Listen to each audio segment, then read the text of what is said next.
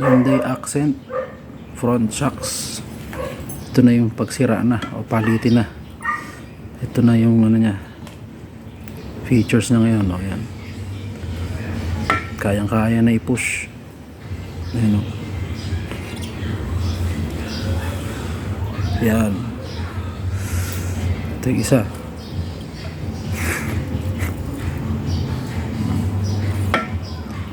...2011 to 2018 to. Accent front shocks. Worn out na po. Yan. Isa hindi na gumalaw. Hindi na umangat. Hatakin mo na siya. Ito palitin na talaga to. Bouncy na to sa ano, sa harapan. Lalo na to isa.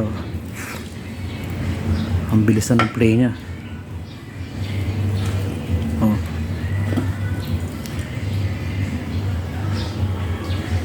Ito yung isa, ang tigas. Ayaw nang bumalik. Yan. Sulit na po.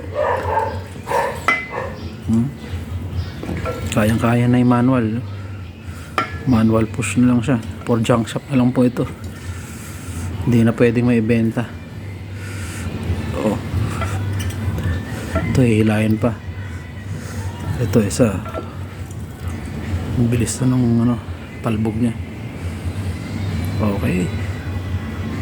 Yan po ang itsura ng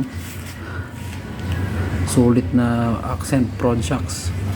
Palitin na po ito.